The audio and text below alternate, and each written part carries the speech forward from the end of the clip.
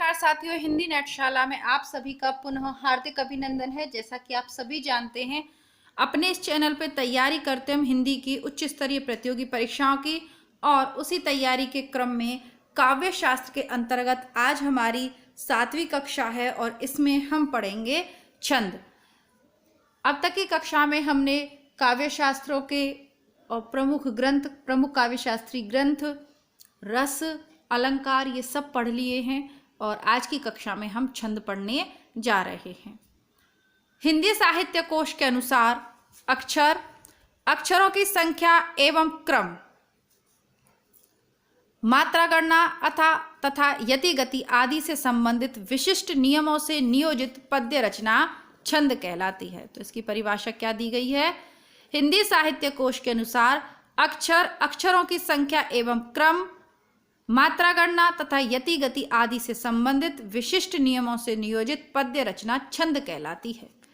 छंद शब्द का प्रथम उल्लेख ऋग्वेद में मिलता है। अब सबसे पहले छंद का परिचय प्राप्त करेंगे, ठीक, फिर इसकी जो परिभाषिक शब्दावली है, उसके जो शब्द हैं उनका क्या अर्थ है वह जानेंगे, और फिर छंदों के विषय में जानकारी प्राप्त करेंगे। अलंकार, छंद और रस, ये तीनों टॉपिक प्रत्येक परीक्षा के सिलेबस में लगे रहते हैं। तो आप लोग इन वीडियोस को अपने मित्रों, अपने क्लासमेट, अपने कोचिंग वालों के साथ अवश्य ही शेयर करें। इसके अलावा आप चैनल की प्लेलिस्ट ज़रूर चेक करें। आप किसी भी परीक्षा की तैयारी कर रहे हो, आपका संपूर्ण सिलेबस प्लेलिस्ट में उपलब्ध है, बस आपको प्लेलिस्ट चेक करनी है। तो छंद शब्द का सर्वप्रथम उल्लेख ऋग्वेद में मिलता है। पुराने पेपर में पूछा हुआ प्रश्न है। छंद शास्त्र के व्यवस्थित परंपरा का सूत्रपात पिंगलाचार्य के छंद सूत्र में मिलता है, इसलिए इसे पिंगल शास्त्र भी कहते हैं। पिंगल शास्त्र किसे कहते हैं? छंद शास्त्र को कहते हैं। छंद शास्त्र के व्यवस्थित परंपरा का सूत्रपात पिंगलाचार्य के छंद सूत्र से होता है, इसलिए इसे पिंगल शास्त्र भी कहते हैं। ये इस बार नेट के किसी ऑप्शन में था, नेट परीक्षा के किसी प्रश्न के ऑप्शन में था। पिंगलाचार्य ने छंद सूत्र की रचना सूत्र शैली में ईसा पूर्व 200 के आसपास की थी। छंद के प्रमुख अवयवों की शाब्दिक छंद के प्रमुख अवयवों का पारिभाषिक अर्थ है चरण या पाद। किसे कहते हैं? किसी छंद की प्रधान यति पर समाप्त होने वाली पूर्ण पंक्ति को उसका एक चरण या पाद कहते हैं। सामान्यतः छंद में 4 चरण होते हैं तथा प्रत्येक चरण में मात्राओं और वर्णों की संख्या क्रम अनुसार नियोजित रहती है। कितने मात्रा होंगे, कितने कहाँ पर यति होगी, ये पूर्व क्रम के अनुसार नियत होता है, पहले से ही ये नियोजित होता है, क्रमानुसार नियोजित होता है। वर्ण और मात्रा ये क्या होती हैं? ध्वनि के लिखित रूप को वर्ण कहते हैं। वर्ण 2 प्रकार के माने गए हैं, ह्रस्व व दीर्घ। छंद शास्त्र में ह्रस्व व दीर्घ को मात्रा कहा जाता है ना।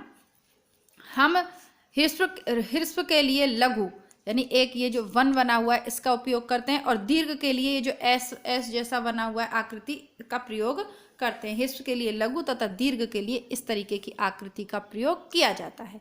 गण, लघु गुरु क्रम से वर्णों की व्यवस्था एवं गणना करने के लिए 3-3 वर्णों के स्वतंत्र समूहों की कल्पना की गई है, जिन्हें गण कहा जाता है। गणों की संख्या 8 होती है। यगण, तगण, मगण, रगण, भगण, इस तरह यामाता, राजभान, सलभा, इसका सूत्र है ना। अब इस पुस्तक में नहीं देखिएगा, यहाँ नहीं दिया हुआ है, मैं आपको बता रही हूँ। यामाता, राजभान, सलगा, इस पुस्तक में जो लिखा गया है, यह जो पुस्तक है वह है गोविंद पांडे और सरस्वती पांडे जी की बुक है ये। तो इसमें जो लिखा गया है उतना ही पढ़ेंगे, लेकिन मैं बार बार कह रही हूँ कि काव्य शास्त्र को मैं आपको अलग से भी करवा दूंगी, ठीक है। ये बिल्कुल आपके रिविजन की तरह है। यति का अर्थ होता है विराम या विश्राम। तुक, चरणांत के वर्णों की आवृत्ति को तुक कहते हैं। मात्रा और वर्ण के विचार से छंद के 2 भेद हो सकते हैं, मात्रिक और वार्णिक। मात्रिक छंद में जहां आप मात्राओं की गणना करें, तो मात्रिक छंद कौन कौन से? दोहा, सोरठा, रोला, चौपाई, बरवे, छप्पे, कुंडलिया, ये काफी प्रमुख हैं, ठीक है। अब देखते हैं दोहा कौन सा है। दोहा वह अर्ध सममात्रिक छंद है जिसके प्रथम व तृतीय चरण में 13-13 और द्वितीय और चतुर्थ चरण में 11-11 मात्रा होती है। सम चरणों के अंत में गुरु लघु होता है। तो दोहा कैसा है? अर्ध सममात्रिक छंद है। 13 13 और 11 11 का योग होता है सोरठा। सोरठा दोहा का उल्टा होता है। यह अर्ध सम्मात्रिक छंद है, दोहे का उल्टा है। प्रथम और तृतीय चरण में 11 11 और द्वितीय और चतुर्थ चरण में 13 13 मात्राएं होती हैं। रोला सम्मात्रिक छंद है, प्रत्येक चरण में 24 मात्राएं होती हैं, प्रत्येक चरण में 11 13 मात्राओं पर यति होती है, अंत में 2 लघु, 2 गुरु और 2 लघु की योजना रहती है। रोला सम्मात्रिक छंद है, नहीं चौपाई, ये सम्मात्रिक छंद है, प्रत्येक चरण में 16 मात्राएं होती हैं, अंत में 2 गुरु वर्ण होते हैं, अंत में जगण और तगड़ का आना वर्जित है, ये जगण और तगड़ नहीं आ सकते। वर्वे यह अर्ध सम्मात्रिक छंद है, इसके विषम चरणों प्रथम व तृतीय में 12 12 और सम चरणों दूसरे और चौथे में 7 7 मात्राएं होती है। इसके सम चरणों के अंत में प्राय जगण या तगण पड़ता है। वर्वे, रहीम ने वर्वे रामायण की रचना की है, वर्वे छंद में लिखी है। रहीम के दोहों में आपको ये छंद विशेषता मिलेगा। छप्पे, छप्पे आपका पृथ्वीराज रासो है, छप्पे और कुंडलिया उसमें काफी हैं।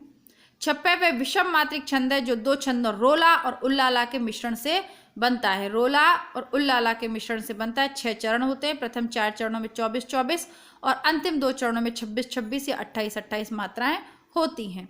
कुंडलिया वे विषम मात्रिक छंद है, 2 छंदों दोहा और रोला के मिश्रण से मिला है। 6 चरण होते हैं, प्रत्येक चरण में 24 24 मात्राएं होती है। दोहे का चरण रोला के प्रथम में दोहराया जाता है। तो छप्पे और कुंडलिया हो गए आपके, ये विषम मात्रिक हैं। ठीक है, इनके शॉर्ट नोट्स मैं आपको दे दूंगी, उससे कर लेना, आप परेशान मत हो। बस एक बार इस किताब को देखते हुए चलिए, ताकि छोटे छोटे ये वीडियोज़ है काफ़ी हेल्पफुल है। एक बार यहाँ समझेंगे, दूसरी बार जब नोट्स में पढ़ेंगे तो तुरंत पकड़ में आएंगी चीज़ें।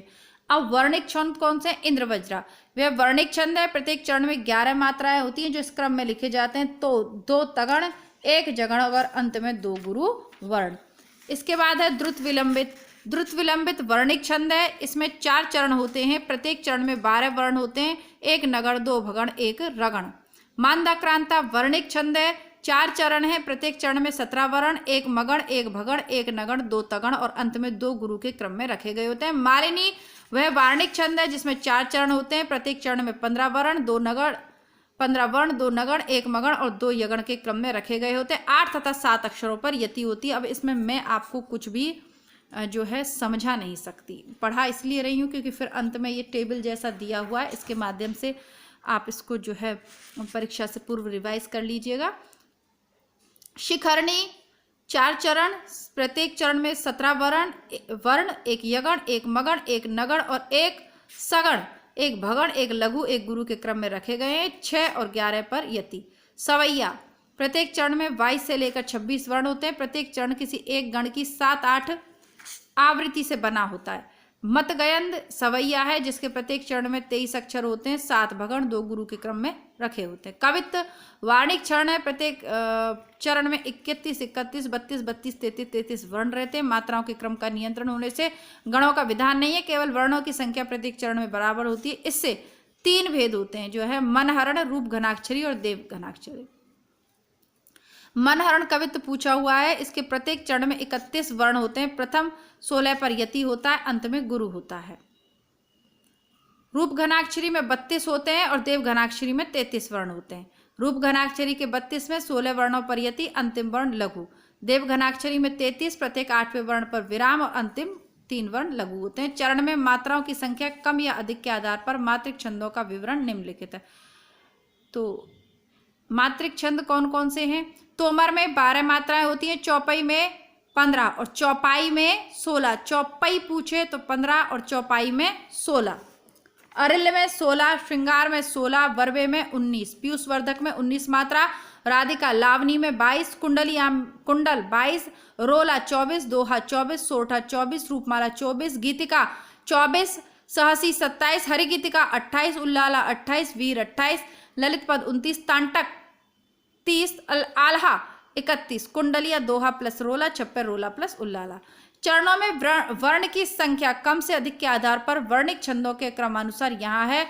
वर्णिक कौन से? स्वागता में 11 वर्ण, भुजंगी में 11, शालिनी में 11, इंद्रवर्जा में 11, उपेंद्रवज्रा में 11, उपजाति इंद्रवज्रा और उपेंद्रवज्रा का मिश्रण 11, वंशस्थ में 12, भुजंग प्रयात में 12, द्रुत विलंबित में 12 वर्ण होते हैं। ठीक है। तोटक में 12, बसंत तलिका में 14 और मालिनी में 15, मांदाक्रांता में 17, शिखरणी में 17, शार्दुल विकृत में 19, स्त्रंगधरा में 21, सवैया में 22 से 26, घनाक्षरी में 31 और रूप घनाक्षरी में 32। तो यहाँ पर आपकी छंदों वाली कक्षा समाप्त होती है। आशा करती हूँ, पता नहीं आपको ये कक्षा कैसी लगेगी, क्योंकि मुझे खुद भी बहुत अच्छी ये कक्षा नहीं लगी, लेकिन अब आपकी क्योंकि ये पुस्तक पूरी पढ़ानी है तो मैंने आपको करवा दिया। लेकिन फिर भी पिंगल शास्त्र क्यों कहते हैं, छंद शास्त्र को, और थोड़ा सा परीक्षाओं में अगर आप याद करने की दृष्टि से देखें कौन से में कितने वर्ण कितनी मात्राएं, तो उस हिसाब से ठीक ठाक कक्षा रही। अब नेक्स्ट कक्षा में हम पाश्चात्य काव्य शास्त्र पढ़ेंगे, अथवा पाश्चात्य काव्य शास्त्र आप बताइएगा पढ़ें या फिर हिंदी साहित्य के इतिहास से इस पुस्तक को शुरू करें। वैसे ये इसका पेज नंबर 422 है जो आज हम पढ़ रहे हैं। तो इसके कुल पेज हैं, इसमें